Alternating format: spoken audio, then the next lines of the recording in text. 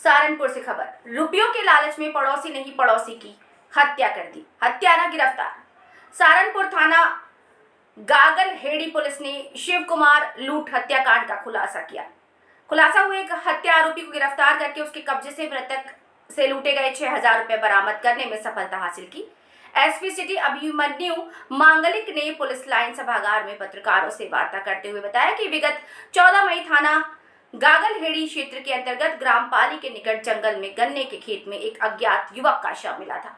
Police द्वारा विवेचना के दौरान शव की पहचान शिव कुमार उर्फ शिब्बू पुत्र महेंद्र निवासी ग्राम संबलहेड़ी थाना गागलहेड़ी के रूप में कराई गई थी। एसपी सिटी मांगलिक ने बताया कि आज थाना गागलहेड़ी पुलिस ने थाना प्रभारी संदीप कुमार के नेतृत्व में त्वरित कार्यवाही करते हुए मुखबिर की सूचना पर एक आरोपी राजेश पुत्र कुशल पाल निवासी ग्राम संबलहेड़ी थाना गागलहेड़ी को हरौड़ा कट के पास से गिरफ्तार किया गया। पुलिस ने आरोपी के कब्जे से 6,000 रुपए बरामद कर लिए।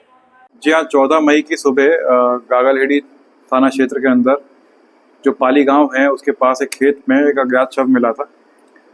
पोस्टमार्टम में जब उसका पोस्टमार्टम कराया गया बॉडी का तो स्ट्रैंगुलेशन आया था जिस कॉज ऑफ डेथ, और उसमें 302/201 का एक मुकदमा पंजीकृत किया गया था। बॉडी का आइडेंटिफाई करने के लिए काफ़ी प्रयास इसमें किया गया है। जब ये बॉडी हमारे पास मिली थी, एक ऐसा लग रहा था 25 से 26 साल के युवक की है और उसके हाथ में शिव कुमार के नाम का टैटू बना हुआ था। उसके पास से एक मोबाइल फ़ोन मिला था जिसमें कोई सिम नहीं था।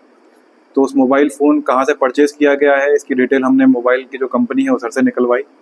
उनके द्वारा जो डिटेल दी गई थी उसे पता चला ये यमुनानगर में एक बिलासपुर एरिया है, वहीं के एक मार्केट एक शॉप से मोबाइल शॉप से ये परचेज़ किया गया है। हमारी टीम जब वहाँ पे गई तो आसपास के लोगों ने ये बात बताई कि ये फ़ोटो जब दिखाई गई थी मृतक की उसमें, तो उनके द्वारा ये बात बताई गई कि ये मृतक यमुनानगर में एक पास में चरखी है, वहाँ पे काम करता था। जब चरखी वालों से पूछताछ की गई तो उन्होंने ये बताया कि इसका नाम शिव कुमार और शिब्बू और ये गांव संबलहेड़ी का रहने वाला था। तो वापस से जब जो हमारी टीम है वो वापस संबलहेड़ी आती है। संबलहेड़ी में जब आती है तो पूछताछ की जाती है और उसके जब परिजन हैं मृतक के उनसे शिनाख्त करवाई जाती है, तो उनके द्वारा बताया जाता है कि उनका बेटा शिव कुमार ही है।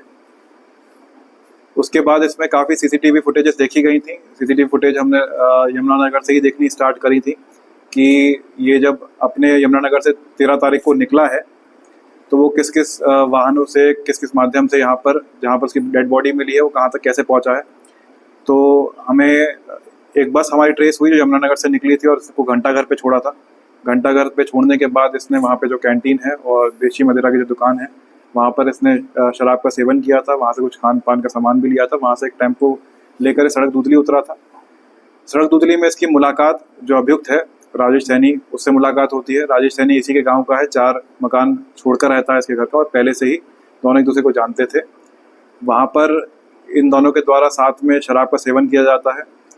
ये बात भी बतानी है कि जब ये चरखी से वापस यमुनानगर से आया था मृतक हमारा, तो वहाँ पर अपना पुराना हिसाब किताब करके करीब कुछ 20,000 रुपये कैश लेकर निकला था वहाँ पर। और जब बातचीत दोनों की हुई मृतक और अभियुक्त की यहाँ पर सहारनपुर में, तो अभियुक्त द्वारा देख लिया गया था कि इसके पास 20,000 रुपये हैं। अभियुक्त ही उसको अपने साथ टेम्पो में उसने लेके गया था जहाँ पर इसकी डेड बॉडी मिली है। वहाँ पे अभियुक्त का भी खेत था।